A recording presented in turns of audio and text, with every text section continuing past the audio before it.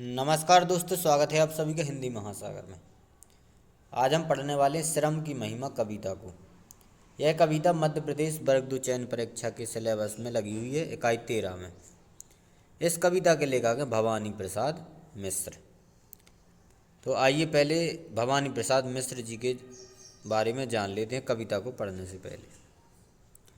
भवानी प्रसाद मिश्र जी का जन्म हुआ 1913 में। होशंगाबाद जिले के टिगरिया नामक गांव में उनका जन्म हुआ और उनका निधन हुआ 1983 में। भवानी प्रसाद मिश्र को कविता का गांधी कहा जाता है क्योंकि इनकी जो रचनाएं हैं गांधीवाद से प्रेरित थी, इसलिए उनको कविता का गांधी भी कहा जाता है। इन्हें साहित्य अकादमी पुरस्कार भी मिला हुआ है। इनकी बुनी हुई रस्सी नामक जो रचना है, इसके लिए भवानी प्रसाद मिश्र जी को साहित्य अकादमी पुरस्कार मिला था। इनकी कुछ जो और अन्य प्रमुख रचनाएं हैं उनमें एक गीत फरोश, अंधेरी कविताएं, गांधी पंचसती, बुनी हुई रस्सी, खुशबू के शिलालेख, अनाम तुम आते हो। तो प्रमुख रचनाएं कौन कौन सी हैं? गीत फरोश, अंधेरी कविताएं, गांधी पंचसती, बुनी हुई रस्सी, खुशबू के शिलालेख, अनाम तुम आते हो। ये सभी उनकी कुछ अन्य प्रमुख रचनाएं हैं। इस रचना का केंद्रीय भाव है कि दुनिया में दो प्रकार के व्यक्ति होते हैं। एक तो व्यक्ति जो सोचते हैं लेकिन करते नहीं, एक वो होते हैं जो करते हैं लेकिन सोचते नहीं, और एक वो लोग होते हैं जो सोच समझ कर करते हैं, और जो सोच समझ कर करते हैं वही जीवन में सफल होते हैं।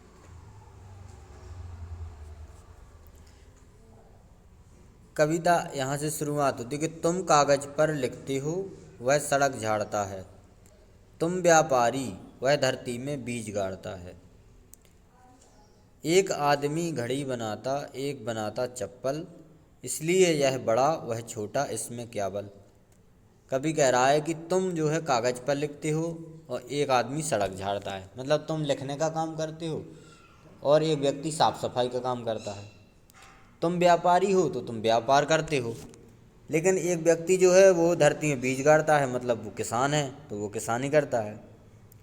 एक आदमी घड़ी बना रहा है, एक चप्पल बना रहा है, लेकिन इसमें यदि कहें कि एक बड़ा है एक छोटा, तो इस बात में कोई बल नहीं है।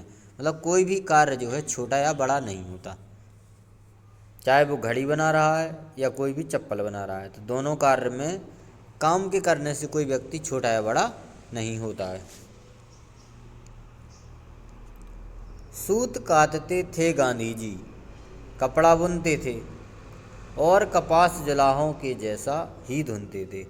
मतलब गांधी जी है अपना सूत स्वयं काटते थे और कपड़ा भी बुनते थे, और जो कपास है उसको जुलाहों से अच्छा उसको धुनते थे। मतलब जो रुई होती है उसकी पहले कपड़ा बनाने से पहले उसको धुना जाता है। तो जो गांधी जी हैं वो जुलाहों से अच्छा कपास को धुनते थे।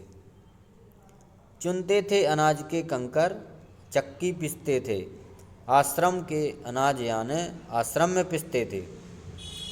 गांधी जी जो है अनाज में से जो कंकड़ निकालते थे वो स्वयं निकाला करते थे और स्वयं अपनी चक्की पीसते थे। जो आटा है वह अपने स्वयं के द्वारा उसको चक्की के द्वारा पीसते थे और आश्रम में ही वह सब कार्यक्रम होता था। मतलब गांधी जी अपने सभी कार्य स्वयं किया करते थे।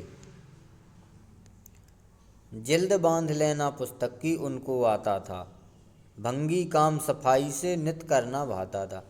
मतलब जो पुस्तकें हैं उनको व्यवस्थित रखना और हर कार्य वो साफ सफाई से उनको करना अच्छा लगता था।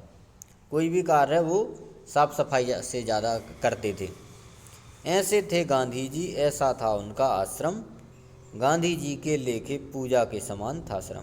मतलब गांधी जी कार्य को ही पूजा मानते थे, उनके लिए काम करना ईश्वर की पूजा के समान था, इसलिए वो किसी भी कार्य को छोटा या बड़ा नहीं मानते थे।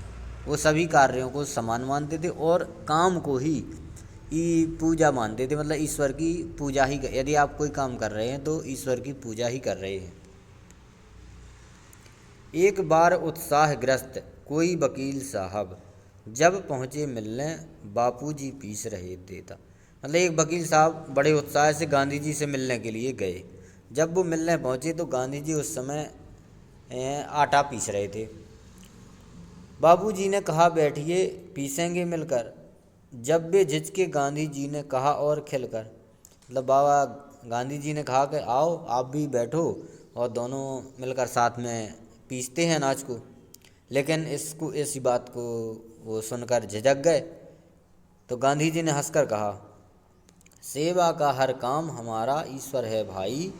बैठ गए वे दरबट में, पर अकल नहीं आई। मतलब गांधी जी ने उनसे कहा कि सेवा का हर काम ईश्वर की पूजा ही होता है। तो इस बात को सुनकर वो बैठ तो गए पास में, लेकिन उन्हें अकल तब भी नहीं आई। और ये कविता यहीं पर समाप्त हो जाती है।